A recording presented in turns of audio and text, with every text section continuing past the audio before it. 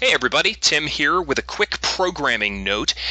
The show you're about to hear ran very long. It happens when we're passionate about something.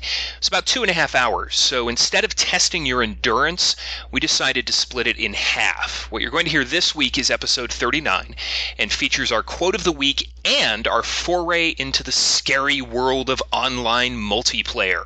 Scary for us, at least.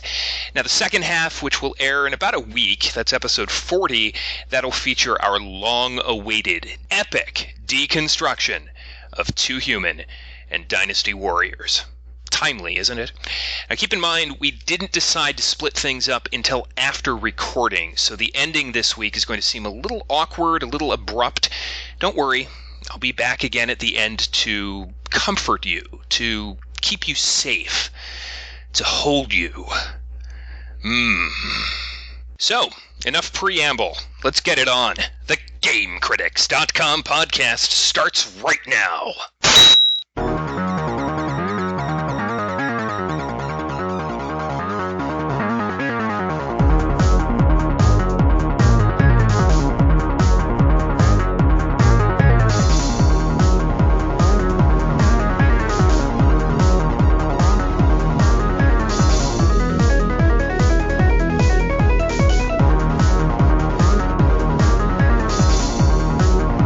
It is a show 2 years in the making. GameCritics.com podcast 39. Oh, I can hardly wait.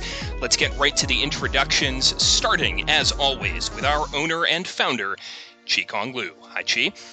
Hey, everybody. How's it going? Also with us, senior editor, Brad Gallaway. Hey, guys. And horror geek Mike Bracken. This is the show we've been waiting our whole life to do. I'm so excited. I'm giddy. I'm trembling. I am too. And to do the show, we needed an extra large cast. That's why Richard, the Ricker Nyack, is back. Hey, Richard. Buenas noches, gentlemen. It's surprising you called me the Ricker. Like, there have been quite a few other people that have actually called me that before. But it means the most coming from me, doesn't it? No comment. Come on, Richard. We're good friends. You joined me for the premiere episode of our new mini podcast, Game Critics After Dark, which is an experience that changed my life. I'm sure it changed yours. Yes, it did. He's still recovering. Yeah, the pause was a little long there, sir. No, I thought you were going to keep talking. Oh. So, yeah. There you go. I appreciate that. I appreciate you deferring to my verbosity. Listen, for those who haven't heard, we have started a little spin-off, a little mini podcast. The first episode is posted now. It's called Game Critics After Dark. It's just a short 15 to 20-minute thing we're going to throw in the feed on the weeks that we're not doing the big show, so that you don't go too long without hearing something from us. As I mentioned, the first show is about StarCraft 2, but in the coming weeks, who knows what we're going to talk about? We might talk about pottery. We might talk about love. Who knows? Sky's the limit, and that's why we call it After Dark, because who knows what goes down after dark. It's a sexier version of the show. It really is. I mean, is there anything sexier than StarCraft? No. A couple things. It's a tough one. Things. I can think of at least two. Well, enough plugging of our own stuff. Let's get right to the content. This is the show. The theme is getting out of our comfort zone. We're going to do that in two ways. First, we have ventured into the terrifying world of multiplayer. That's right. We played games together. Chilling. We played some Monday Night Combat. We played a bunch of games that we're going to talk about. And the question is, were we scarred forever by interacting with people, or did we, gasp, actually enjoy it? Well, we'll find out in our second segment. In our third segment, it has been a long time coming. We call it the Gamer Exchange Program. Chi made us play Dynasty Warriors 6, and I made you guys play, that's right, it's really happening, Too Human. I still kind of can't believe it. It took 2 years. It took a significant percentage of our lives to get there. And what happened next will shock you. it will just blow you away. So stay tuned for that in our final segment. But before we get to any of that, guys, it's time for our first segment, and we call it Quote of the Week. Here comes Felipe with this week's sealed envelope. As always, it contains a quote from someone, anyone, could be anyone, associated with the gaming industry. I will read the quote, and we will each quickly comment on it. Here we go. Oh, this is a good one. All right, here is the quote. I am unable to function independently in usual daily activities, such as getting up, getting dressed, bathing, or communicating with family and friends. End quote. It's me. I actually said that. No, the quote actually comes from a guy named Craig Smallwood. He is a Hawaii man who is suing NCSoft of South Korea for damages in excess of $3 million because of the addictive nature of their game, Lineage 2. Now, Smallwood claims to have played Lineage 2 for 20,000 hours between 2004 and 2009. And I quickly turned to Richard Nyack and his calculator of shame. Richard, how many days is that? Put that in context for us. That is 2.28 years, Tim. Oh my God. So 2.28 years over a 5.5 year period. Holy God. Now, he alleges that he would not have begun playing if he was aware, quote, that he would become addicted to the game. Now, NCSoft urged the court to dismiss the claim. The judge refused. So the case is going forward. Now, I read the complaint. It looks like Smallwood only stopped playing because he was banned in 2009 for real money trading in the game. So I would imagine he'd still be playing, and perhaps this is, vengeance for being banned. But my question for you, gentlemen, is this. Is there even a tiny morsel of legitimacy to this guy's claim? Is NCSoft liable for this man's addiction?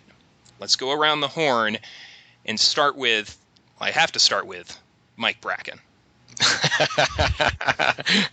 I'm just happy someone has more hours in an MMO than I have in like Final Fantasy 11 or World of Warcraft. So, no, they're not fucking responsible for this. This guy's a fucking moron. I mean, you spend 20,000 hours of your life. Nobody fucking held a gun to his head and made him sit there and play this game. Yeah. This is so stupid that it's borderline retarded. I can't believe we're even like he even got this into court and to make NCSoft have to defend this somehow like their game is crack or cocaine or fucking coffee, like some addictive thing, nicotine. Absolutely insane. The dumbest thing I've ever heard. It makes gamers look like morons. To me, it's like signing up for a dating site and then complaining that you actually went on dates or something. Yeah, and I mean the best part is like he's not only so pathetic that he played for 20,000 hours, but then he was into real money trading too, which is like the double whammy of loserness. So. Like you would think in the 5 years of playing that he would be skilled enough not to need a gold. Yeah.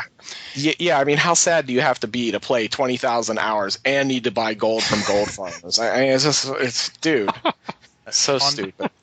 On what grounds did the judge let the case go forward? Like, why did he not dismiss it? Does it say that why he did that, Tim? The judge says that there is a potential legitimate claim of negligence on the part of NCSoft, that they do not have in their their license agreement or whatever you accept when you sign on to the game, that there is nothing in there that says, hey, you could potentially become addicted to this.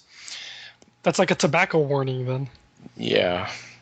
Yeah. That's like What I want to know is how did this guy keep a job? How did he keep himself fed? I mean, based on the number that Richard quoted, I mean, that guy spent like literally 50% of a 5-year period in front of his computer. I mean, like, I was almost waiting for Tim to say he got evicted for like not paying rent or something, and that's what got him off the game. But how would you even function? I have a really hard time even imagining that. He must have gone like from the Social Security line to pick up his like monthly check straight home and logged on and just like stayed there. He probably had a direct It's about deposit. 46%. Yeah, Sorry. direct deposit. Didn't even have to leave the house to Didn't collect have to leave the house. Just puts it right in. It's Does right he How do you there. know that, Mike? Mike, how do you know that? I plead the fifth. No. Does he live in his parents' basement? Is that why he doesn't have rent? He might. That could be the other. Yeah. That could be the other Yeah. thing. He could live with mom and dad. That's a Mom comes possibility, downstairs and feeds him some like pre-chewed food and just Hot gonna keep Pockets. his life functions going. too. Yeah. All he needs. Hot All he Pockets. needs is enough money for Hot Pockets and Mountain Dew, and he is set. And because of that, that's where I'm trying to figure out where he gets $3 million from. Like, where does that number come from? Yeah, he somehow lost out on $3 million. He lost out on $3 million worth of income in 5 years. He would have wrote the Great American Novel if he wasn't so busy playing an MMO. And the funniest thing is he played like one of the crappiest games. I mean, Lineage 2. I mean, no offense if you like Lineage 2. I'm not saying it's like the worst game or anything like that, but I mean, Jesus, at least play EverQuest or WoW or so. Play one of the big games that's people really get it. I've never heard of anyone being addicted to Lineage 2, so this is like a first for me. It seems to be just a microcosm of everything that's wrong with the American legal system. But I hope the judge eventually I hope eventually this gets in front of a judge who will be intelligent enough to throw it out. The real question for me is has Jack Thompson offered to be like a special expert for the prosecution or for the plaintiff's lawyer for his side there? Or? I'm sure he was on a flight to Honolulu the second the story came out. No I question. bet. Fucking It should have already been thrown out. It's like ridiculous. Waste of everybody's time. Yeah, that's 46% of a 5-year period. That's weird.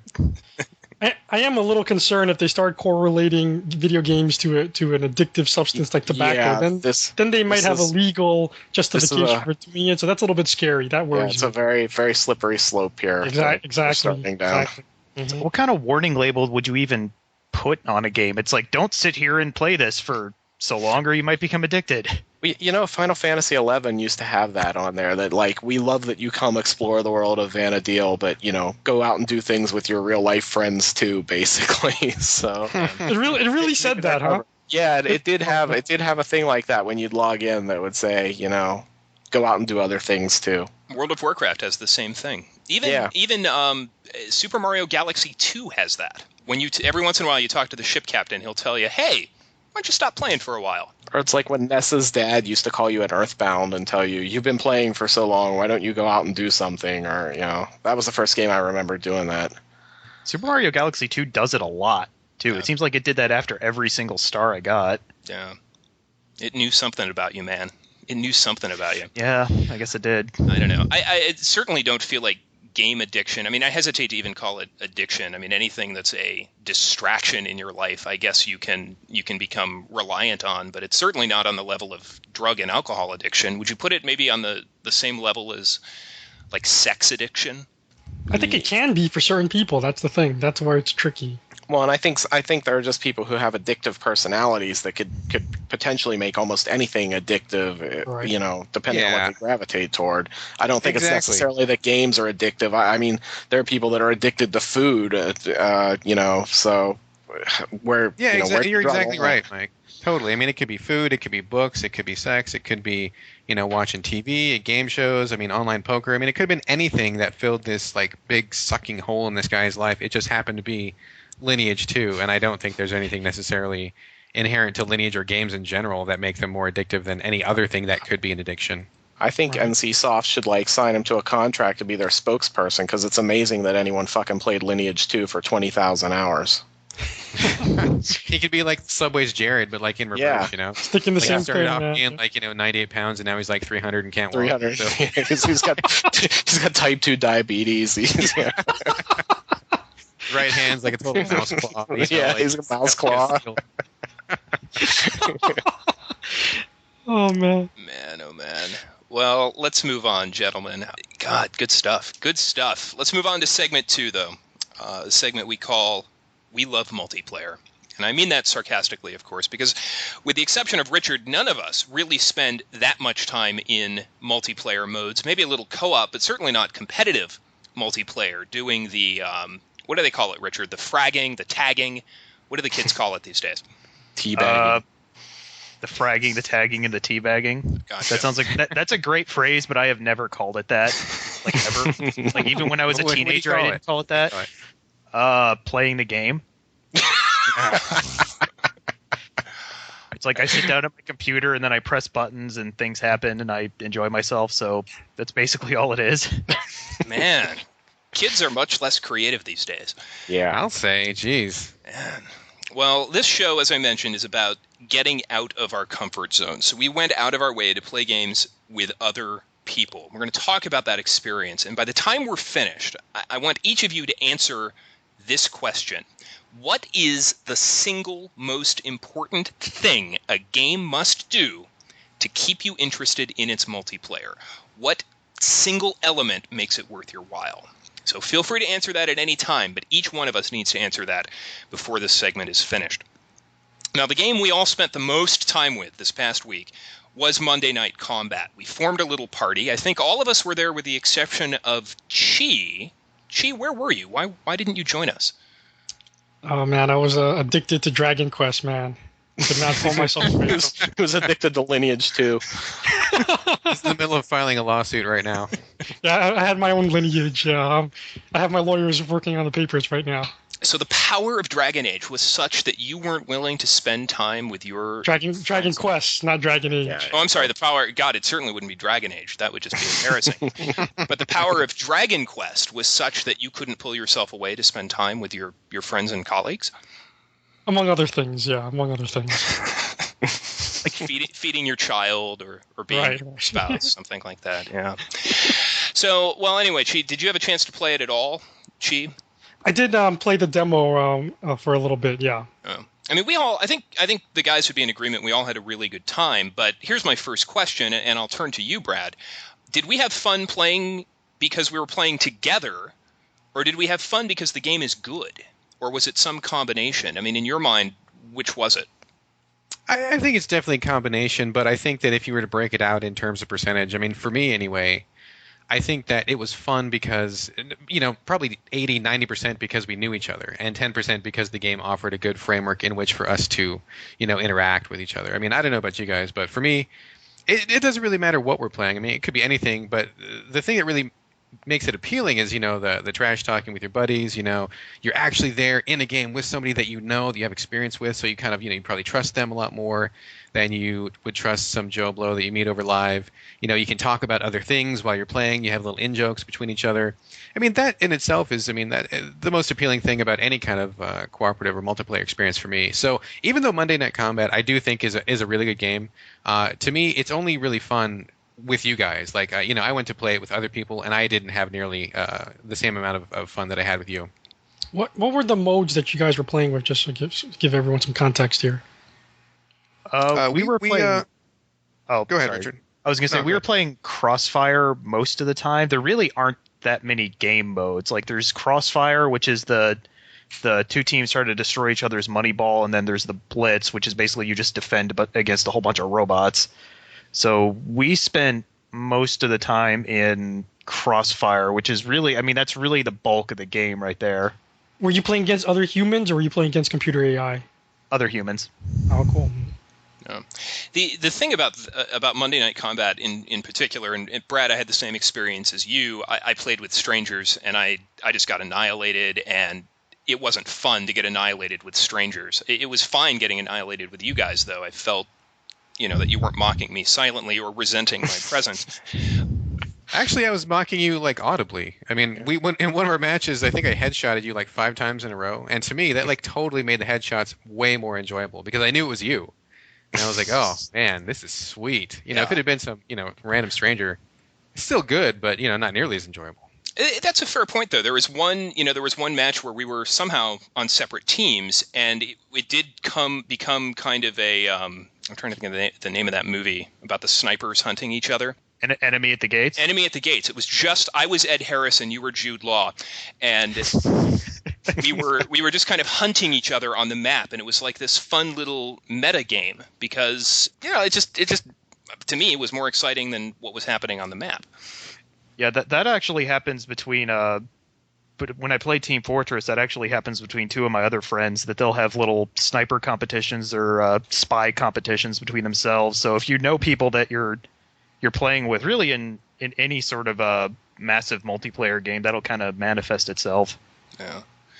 And Mike, what I noticed about you was you actually seem to be doing well at the game. Your stats were pretty good, and that impressed me quite a bit.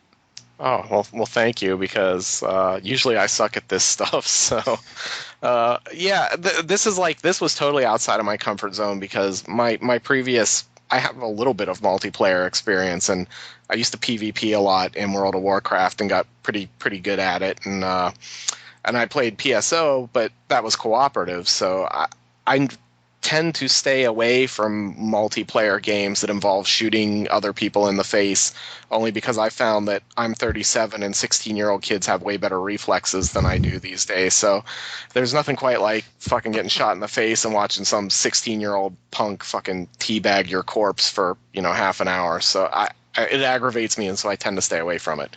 But I did okay on Monday Night Combat, and I had fun with it. But for me, it was totally because it was with you guys, and we could fucking bullshit about stuff and goof off. And we actually won that one game, which shocked the shit out of me. So, I mean, that's for me the whole multiplayer thing. Even in World of Warcraft, I PvP'd with the same couple of guys like most of the time, and when I would go like PvP by myself when they were working or whatever, it was never as much fun. So for me, multiplayer is always about who you're playing with. It doesn't matter what the game is or anything. It's just never as much fun when you play with people you don't really know. So I had kind of a bit of a different take on Monday Night Combat, because I actually had fun with it when I was playing with strangers. I mean, it's in some ways it was actually more fun to play against people that were better than I was. Especially when I was trying to play the support, and I managed to hack all of their turrets around their base, and then they just went completely crazy trying to kill them all, and they couldn't do it. So I actually enjoyed playing against strangers, but then again, I enjoy playing against strangers regardless. So again, that's just me.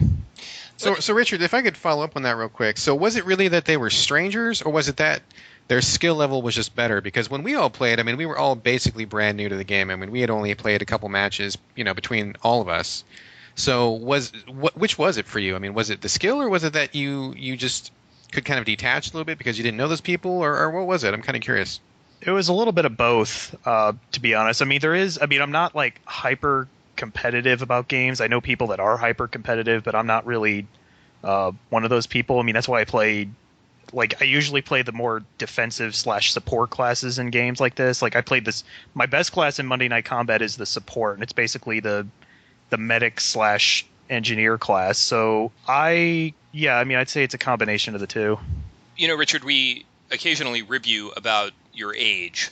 You're, I believe, a decade younger than us. Do you think it's a generational thing? And I mean that quite seriously. Do you think that gamers in their mid-20s are more likely to enjoy competitive multiplayer because they really were born and raised on Halo and those types of games, whereas we come from an era where, that technology just didn't exist? Any validity to that whatsoever? Honestly, and not to rag on any of you guys, but honestly, I think that is part of it, because, I mean, especially with the advent of online play, I think is something which has really grown the most in this current console generation, and really this current PC generation as well. PCs always had for a while PCs were the only online gaming platform, but now it's like really prevalent on consoles as well. So I mean, it's much, much, much bigger than it used to be. And then you've got people like me who, I started playing games. My first system was the old NES, but as I gradually got older, I started playing more and more online. So I imagine for you guys who are, I think, about all 10 years older than me, then yeah, I think there would be more of a hesitation towards it. I think there's something to that for sure. I definitely think that there is. I don't know that I want to say like a familiarity meaning, because that kind of makes it sound like, we're dinosaurs who are resistant to change, which I think is maybe true to a certain extent. But I think that we're all, gamers to the point that we would be up for something like that. But I kind of wonder how much of that is personal preference, and of course that kind of feeds back into what did you like when you're growing up. Because for me, I'm a real goals-oriented player, so I'll play any game as long as I know there's like an end point to it. Like I can't commit to a game where I don't feel like there's ever an endpoint, because then it's like I'm not making progress. I'm not really spending my time on achieving anything. So for me, I mean, it's not like I'm afraid or I don't like other people or anything like that. It's just like when a lot of these multiplayer modes, for me, they just feel like I'm spinning my wheels and I'm wasting my time when I've got like a stack of 15 games that I could be finishing. So that's probably why for me, I kind of stay away from these multiplayer competitive type games, and I kind of veer more towards co-op campaigns, because at least with that, I know there's going to be beginning, middle, and end. I mean, what do you guys think? See, I think that I actually view the multiplayer gaming as more of a casual thing, and that's why I don't really use the word competitive when I describe it, because competitive to me describes that the fact that there are tournaments, there are prizes, there are people that actually practice for hours and hours trying to get better at the game. For me, it's more of I want to sit down for an hour and just chill out and and just relax. Whereas if I'm playing like a single player game, something like Demon's Souls, like that's not a relaxation experience. That's like an intense, I have to finish this game. Oh my God, why the hell did I just die kind of experience. It's interesting you bring up the whole casual thing, because one thing I think that correlates to, I think almost all of us relate to the power fantasy aspect of gaming, I think, and the escapism part of it. And when you play multiplayer, if you don't have that casual mentality and you bring that fantasy mentality into it, your fantasy automatically gets crushed the second you get your ass handed to you. And what's Yeah. enjoyable about that, right? I mean, who wants to play that? That's not why, I think that's a large part of it to me, I think. Well, for me, it's I wouldn't necessarily call it a power fantasy, but it's just me living out playing the play style that. I'm sorry. Go ahead. No, but that's what I'm saying, is that you don't look at it because you just explained it. You said it's more of a casual thing, like you're just popping in, like you're playing Bejeweled or something. You just get online, you start, fragging other folks and just have a good time with it. Whereas I think for some of us, when we, like Mike is always talking about how, when we play these kind of hack and slash games, you have to be, you like feeling like a god and smashing into the computer and just, wiping them all out. Well, you rarely get that, in multiplayer games unless you really, really practice at it. And I think it's just not worth the effort sometimes, especially when it comes to these multiplayer, because you got to dedicate yourself to like just this one game and really, practice at it, as opposed to playing a bunch of different games, right? Yeah, you're totally right, Chi. I mean, I'm actually really glad you brought that up, because now that you said that, like, I find myself nodding my head. I mean, of course you can't see that, but totally in agreement, because, yeah, for me, relaxation is like getting into a single-player game where I have my power-ups and I can save whenever I want to, and I know what's going on, and I'm in control of that experience. I mean, I have a lot of stuff going on in life and family and work, and I don't need to go online and get my ass handed to me by a bunch of people who are headshotting me like 1 second after I respawn. Like, to me, that's kind of like the experience that I have with multiplayer games, and so that to me is like completely painful, completely unenjoyable, not fun at all, and I'm not willing to dedicate myself to like get better at any one particular game.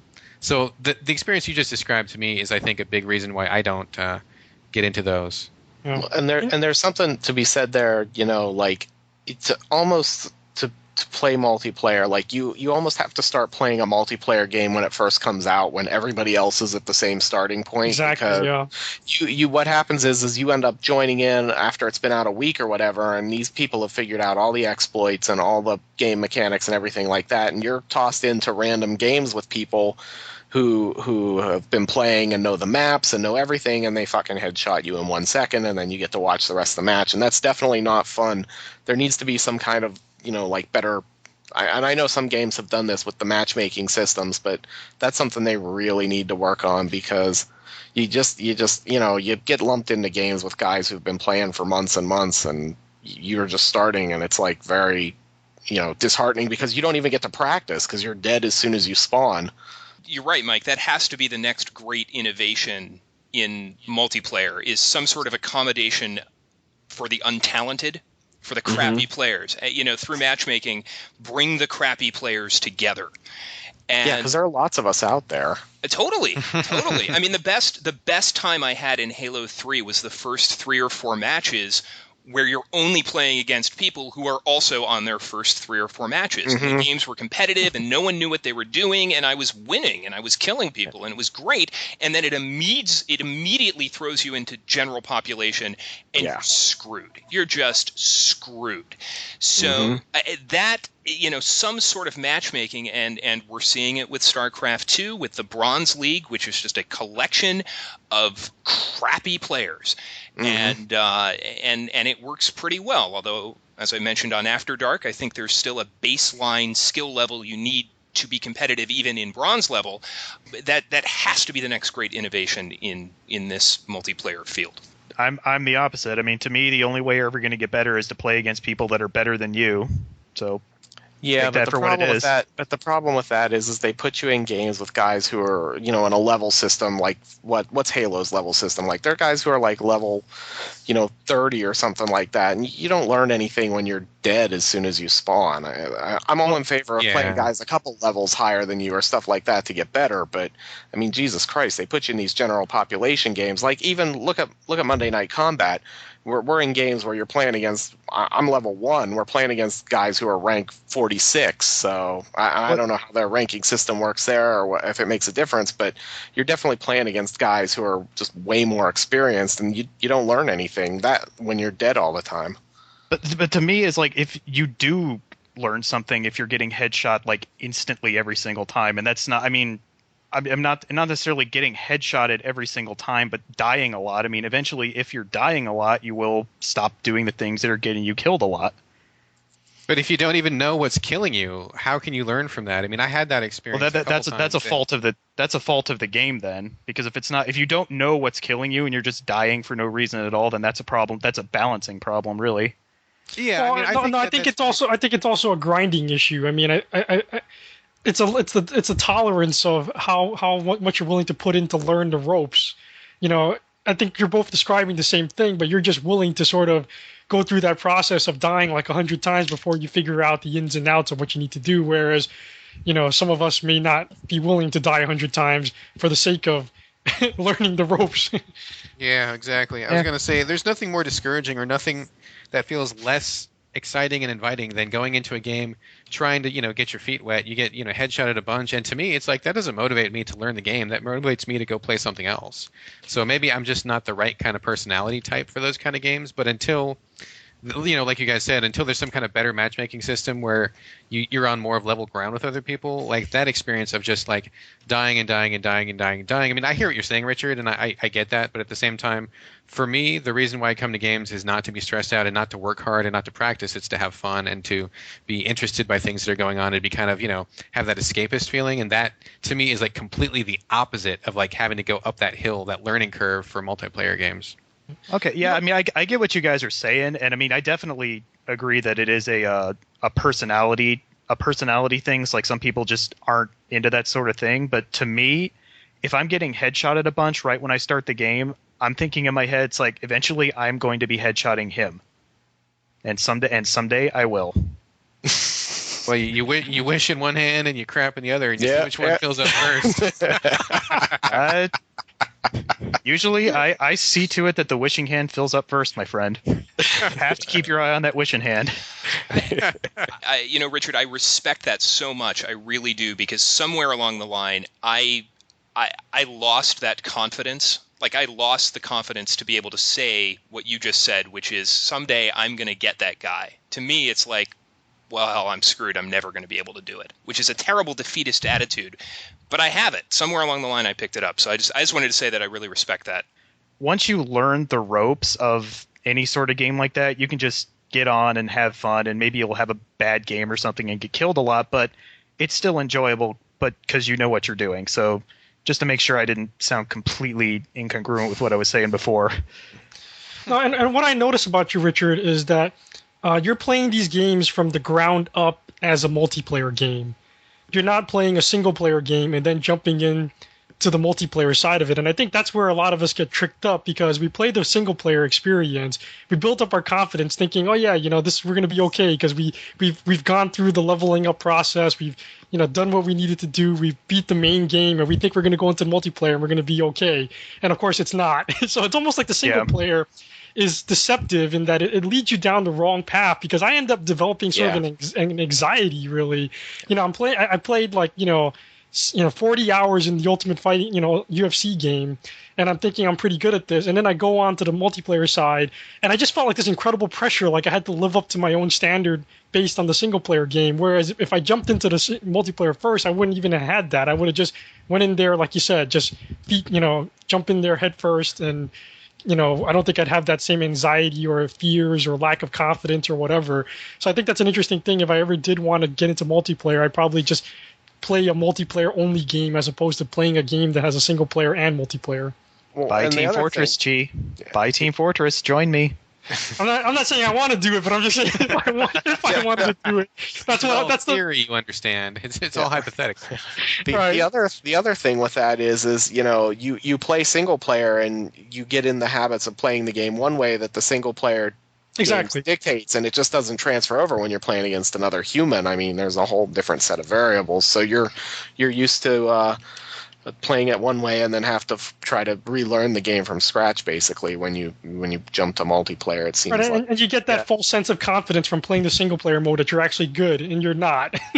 Mike, you're totally right, because I mean, humans are the most adaptable, tricky AI you're ever going to face. So exactly, playing against another human is, I mean, there's really no other way to prepare you for that. I mean, the single player is especially, let's go back to StarCraft. In StarCraft, I feel that the single player does a decent job of explaining, these are the basics of the game. These are what the supply depots do. This is what food supply does. These are what produces your units, blah, blah, blah, stuff like that. Playing against another person, you have to think so quickly and move so fast that there's really nothing that is going. I mean, there's a couple of missions that might force you to do that, but not really that many. So, I mean, yeah, there is a bit of a, jumping right into the cold water head first feeling, so to speak. But once you get past, I mean, you're going to have to get past that if you want to, get into it, which I do. And, I understand that some people might not want to.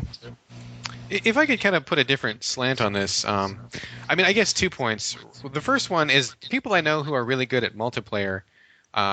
It was kind of like she said, it was like they just jump into the multiplayer. I knew a ton of people who bought Modern Warfare, hadn't even touched the campaign until it was 3 or 4 weeks after the game had come out, because they had just jumped right into multiplayer and started, and that was what defined the experience for them. So, more power to them, but I think that's something that doesn't quite fit my play style.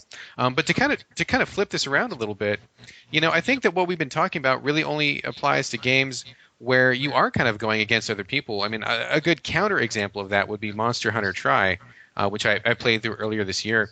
And this game, I noticed a lot of people, when I was online, I could immediately tell who was jumping into the online before they had finished the campaign, because as soon as they joined the game, they had no idea what to do. They had no concept of teamwork. They didn't know what the monsters were like. They didn't know how to use the traps. And you could immediately see these people were just hosing off, running around and stabbing their buddies and falling into their own traps. And the monsters were just having them for breakfast. So in Monster Hunter Tri, and I think a few other games like that, it really is to your benefit to go through the story mode to learn how to play the game, so that when you go online, you are able to cooperate in a very functional fashion. And to me, that is way more interesting and would be something that I would be way more willing to invest time in than something where you're just going against another team or killing other people. If you were working towards a mutual goal, like the online portion of Monster Hunter Tri, that to me is just infinitely more rewarding for my personality. And that's a unique multiplayer experience, because most of them aren't like that. There was PSO, and basically, Phantasy Star Online had the same kind of setup. You never played against other people competitively. You played as a team to beat stuff. Well, Brad, since you mentioned co-op, I know you've spent some time with. I think it's safe to say, of all of us, you're probably the most co-op oriented. I would say that you cheat a little bit in that regard because you married a gamer, and that's not really fair. Yeah. Oh, that's not cheating. That's why I married her, man. That was total conscious selection. So that was on purpose. There's shit, I need someone to play Lara Croft with. Let's get married. There you go. And 5 happy years later, here we are. There you are. Oh, that is true love. Speaking of Lara Croft, you Living the dream. seriously. Speaking of Lara Croft, you had some high praise for that game in your review, which posted this week. Tell me a little bit about Lara Croft and the co-op experience. Yeah, I actually kind of surprised myself with how much I liked it. I mean, for those of you who haven't played it yet, the new Lara Croft game, formerly known as Tomb Raider, it takes it to an isometric perspective, so the camera's pulled way back. You don't have to do any more split-second kind of jumping and finagling of the camera. I mean, it's way more action-oriented. It's way faster, and the puzzles are very lots of objects to manipulate and lots of things to move around. So they're not like the real brain busters that the Tomb Raider series is known for. They're kind of more tactile kind of puzzles. But the thing that really makes that experience stand out for me is that it is a co-op experience first and foremost. I mean, you can certainly play it one player, and I tried that just to see what it was like, and it was fine. It was good, but it really lost something. And so I played the entire campaign with my wife, co-op. And she's a really good player herself, so it's not like I was helping her along or anything. I mean, she was certainly holding her own. And it just was fantastic. I think the developers, Crystal Dynamics, really took the time to pick apart what makes a co-op experience interesting. And I think they really nailed it. I mean, I think there's more to co-op for me than simply having two people in the same space that aren't trying to kill each other. There's more to it than that. In order to stay engaged, I mean, you have to actively be doing something on both sides. And so in Lara Croft specifically, Laura has one set of moves. She has like the grappling rope, and she has the guns. And then your partner in that game, his name is Totek, and I think he's some kind of a native person from South America. He's got these spears that can be used as ladders, and he's got a shield, which protects Laura, and it can also be used to boost her up. So no matter who's playing which character, you need both sides to get through each puzzle. Like, you have to actually actively, in real time, be working together through constant communication and, both have good timing and work on these puzzles to get through them. And it was just so satisfying and so deep and so rich. I mean, that to me was probably the best multiplayer cooperative experience I think I've ever had. So I loved it. I loved it. So it was more than just, you stand on that platform on that side of the door and your wife stands on another platform on that side of the door and the door opens and you walk through. It was deeper than that. Oh, yeah. I mean, there was certainly some of that for sure. But I mean, I think, in one part of the game, there's these really high pillars you have to get through. And there's also monsters. So you have to kind of cover each other's back. But then the Totek character will have a shield. He'll hold it up above his head and he's kind of vulnerable. So Laura has to be on top of his shield, kind of gunning, the dinosaurs away so that you don't get bitten. And then when she's on top of his shield, Totek has to jump, and then once he's in the air, Laura has to jump after that. So it's like, multiple layers of teamwork going on at the same time in order to achieve this same, it's more than just a jump. I mean, it's like a triple part, both of you working on the same wavelength kind of jump. And it really had us both totally engaged, totally activated. I mean, there's other parts too. One of my favorite puzzles in the game was there's this narrow channel of lava, and we both got to it and we're like, gosh, it looks...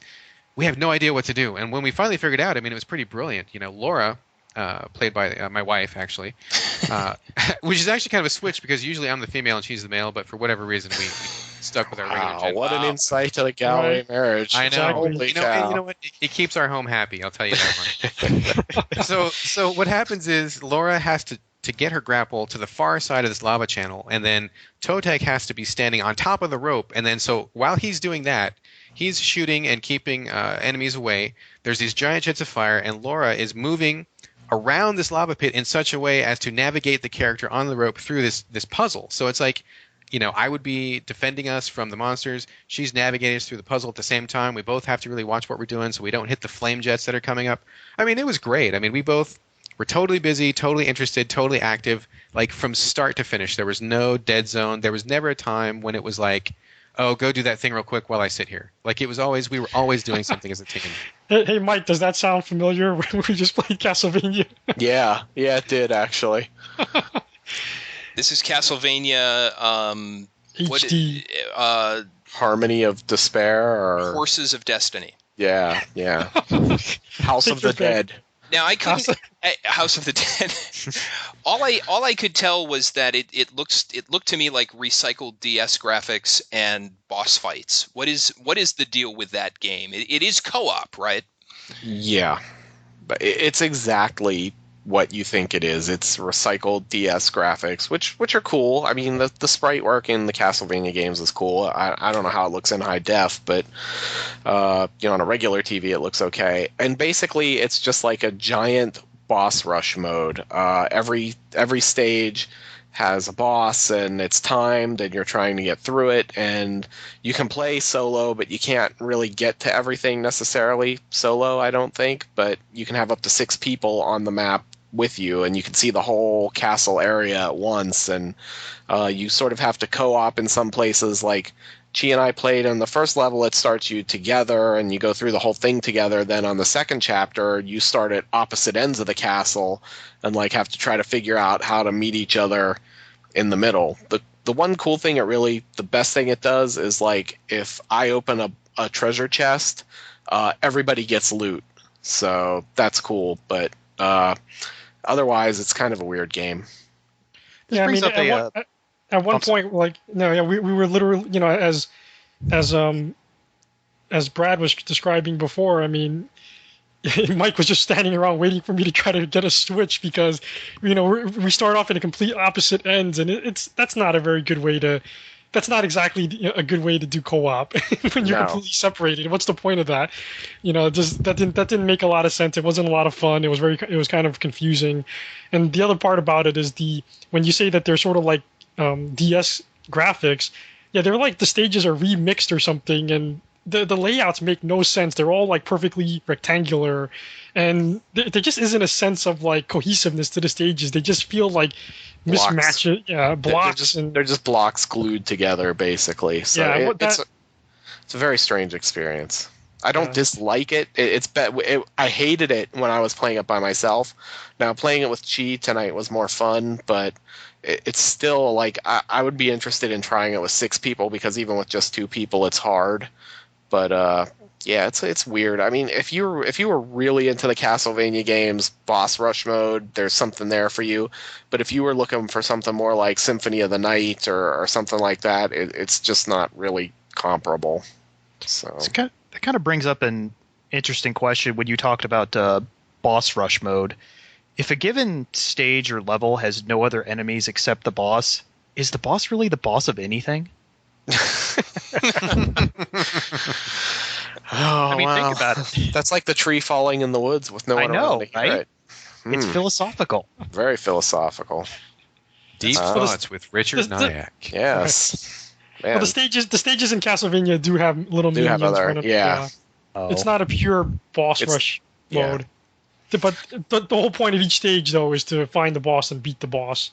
And it's timed, so there's a countdown, and if you don't beat him in the 30 minutes you have to get through that chapter, you're screwed. And it's funny because it has a level up system and money and all this, so you can buy new things. And the goofiest shit about the game is that if you pick up something new out of a treasure chest, you can't just stop and automatically equip it. You have to go to one of these globes littered throughout the level to equip it there, like a save point. So why get loot in a level that you can't even use right on the spot? So it was very unsatisfying. Yeah, it's got really weird, and the controls are just funky. They're really seem sluggish. I mean, it doesn't control like a typical Castlevania game. I don't think it's very, very sluggish and sort of non-responsive. So I was really excited about that game and just kind of came away eh. What system is this on? It's on the 360. Xbox Live. Yeah, it's one of the Summer of Live games. Well, it sounds to me like if you only have $15 to spend and you want to spend it on a co-op experience, Lara Croft is the way to go. I think Brad probably sold me on that game. Brad, would your wife be willing to fly to Chicago to play that with me? I think she might, actually. She's been getting no sleep with our baby lately, so that's probably sounding pretty good to her right about now. What the hell? Felipe doesn't play? No, Felipe has one hand. But which one? I was going to say, you can't play it over live? Not yet. Actually, that's yet. a good point to mention, as a matter of fact. When it launched, it only had local co-op. The online co-op is coming, I think it's sometime in September. Actually, that was a really bad move on the part of Crystal Dynamics. They haven't given an official reason why online wasn't available from the get-go, because, I mean, that game is built and lives and dies on its on its co-ops, but it is coming. It's coming. Speaking of something, I totally forgot until you just mentioned that only had local co-op that needed online co-op that Tim and I were very excited about, is now getting online co-op, and that is Torchlight 2. Yes. I just heard about that today. Yeah. Yes. Exciting news. Very excited. Very excited. Not only online co-op, but the original Torchlight is coming to Xbox Live. Oh, I didn't hear that, but that's good too. That was announced today too, Xbox Live and PSN. So, music to my ears. Yeah, very excited about that. Well, guys, we need to move on. We need to wrap up this portion of the show. So I am going to go back to the question I asked at the beginning of the segment. We're going to go around the horn very quickly. And whether it's about competitive multiplayer or co-op multiplayer, what is the single most important thing a game must do to keep you interested in its multiplayer? And I will start with Chi Kong Lu. I'm gonna say that they have to make it easy, because some of the recent multiplayer things that I've done recently is, and not just easy, but also integrated well. Because that's what I loved about Demon's Souls, is that the multiplayer experience was woven into the single player experience, and that you couldn't separate them, and that was what was so awesome about that game. When Mike and I started Castlevania, we spent 10 minutes trying to figure out how to get into a game together. Yeah. And I don't understand how these guys still haven't figured this out yet, And at the end of the day, he had to send me an invite. I had to go into my mail, accept the invite to get in his game. I mean, that's the best way you can do it. Come on, guys. I mean, that was horrible. I mean, well, at least it's not a friend code. Right. And I remember playing in Ultimate Fighter as well. You can set up these team camps, and that never really kind of worked well either. I mean, I invited some people who were playing at the time; they never accepted, and it was all very confusing. I think these developers really need to spend more time fleshing out these modes, and maybe it's what I was saying earlier. Maybe they should just focus on making these multiplayer games as opposed to making a single player game with multiplayer. I think that would solve a lot of the anxiety issues for me as well. Good answer. Good answer. Same question to Richard Nyack. Single most important thing a game must do to keep you interested. Well, I think that, you ask co-op or competitive multiplayer. I really think that's two separate questions.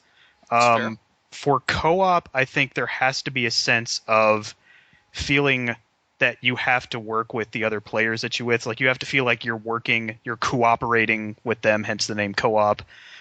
You can't just feel that they're there just for the hell of it. Like, you can't just feel that, there's this other person in the game, but I can just go run and do whatever I want. It has to be something like Left 4 Dead, or like Brad described with Lara Croft. It's like the other players are essential to winning the game, as in you will not win without them. It's like there has to be a sense of teamwork there. And for competitive multiplayer, you have to be rewarded appropriately for doing well, and punished appropriately for not doing well, to the point where it doesn't turn you off of the game, but instead motivates you to try to get better. Like, it's kind of the same thing that everyone else was talking about, where they were turned off by just dying so much, and they felt like they were being punished too much for not being good. The game has to punish you for doing badly, of course, but then have that punishment be some sort of motivation to try, and it's like, okay, I'm going to be able to go and get that guy that's killing me eventually. So